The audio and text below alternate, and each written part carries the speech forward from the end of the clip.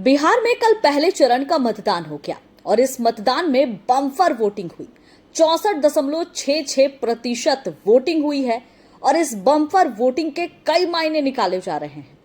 कहने का मतलब है कि अब ये सवाल उठने लगे हैं कि अगर बम्पर वोटिंग हुई है तो बिहार में किसकी सत्ता आने वाली है।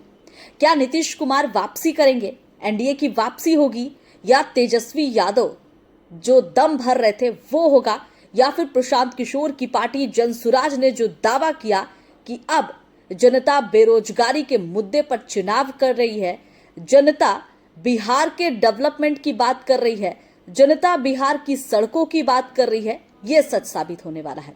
फिलहाल जनता भी ये जानना चाह रही है कि आखिर बिहार की सत्ता किसके नाम होगी। खैर, जिन्होंने वोट दिया है वो अच्छी तरह से जानते हैं कि उन्होंने वोट किसको दिया, लेकिन अब बारी है वोट परसेंटेज को समझने की। वोट परसेंटेज पर अगर नजर डालें तो ज्यादातर कहा जाता है कि जब वोट परसेंटेज ज्यादा होता है तो एंटी इनकम्बेंसी होती है। तो क्या हम ये मान ले कि अब नीतीश कुमार की सरकार जाने वाली है, या तो तेजस्वी यादव या फिर प्रशांत किशोर जो दम भर रहे वो होने वाला है।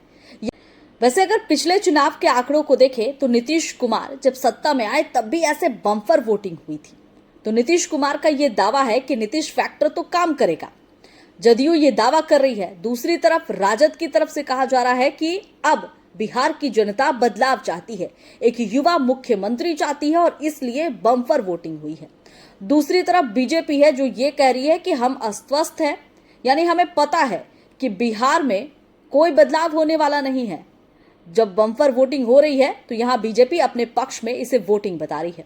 दूसरी तरफ प्रशांत किशोर अलग दावा कर रहे हैं। प्रशांत किशोर का कहना है कि जिस तरह से बम्पर वोटिंग हुई है, अब जनता चाहे राजद हो, चाहे जदयू हो, बीजेपी हो, इनसे ऊब चुकी है। अब एक नई सरकार चाह रही है, यानी प्रशांत किशोर का दावा है कि अब उनकी सरकार बनने वाली है। खैर, ये त्रिकोणीय मुकाबला कहां जाकर रुकेगा, कहने का मतलब है कि 14 नवंबर को पिटारा खुलेगा, उसके बाद स्थिति साफ हो पाएगी। हालांकि अगर नजर डाले तो कुछ तो अलग नजर आ रहा है। बिहार की जनता बदलाव चाह भी रही है, लेकिन क्या यह बदलाव नीतीश कुमार के खिलाफ जा रहा है या फिर यह राजद के खिलाफ जाएगा?